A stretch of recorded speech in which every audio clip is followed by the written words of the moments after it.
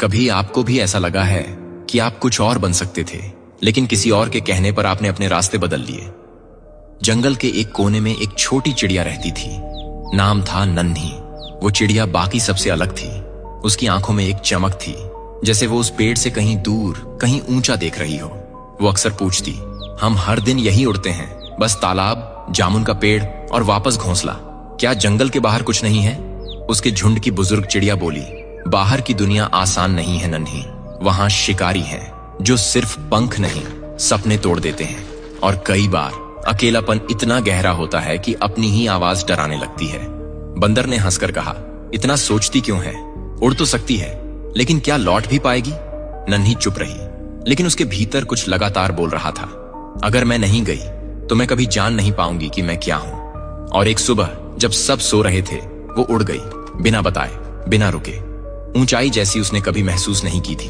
पहाड़, मैदान, सूखे पेड़, चमकते तालाब और फिर खुलापन। ना कोई सीमा, ना कोई झुंड, बस हवा और वो। लेकिन कुछ ही घंटों में थकान, डर, अकेलापन घेरने लगे। कहीं बैठने की जगह नहीं, कोई दिशा नहीं। उसने खुद से पूछा, क्या मैंने गलती कर दी? और तभी एक दूर की चिड़िया दिखी जो मुस्कुराते हुए बोली, हर उड़ान में डर होता है, पर अगर तू रुकती तो तू ये कभी जानती ही नहीं कि तुझ में इतना दम है। नन्ही लौट आई, लेकिन वो वैसी नहीं थी जैसी गई थी। उसके पंखों में अब उड़ान से ज्यादा विश्वास था।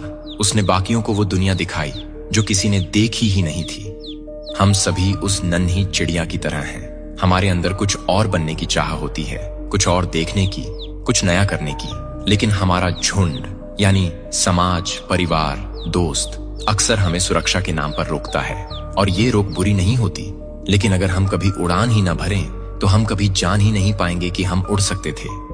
जो डर से बाहर निकलता है वही असली दुनिया देखता है, और जो लौटता है वो सिर्फ अपने लिए नहीं, बल्कि सबको नई सोच देने के लिए लौटता है।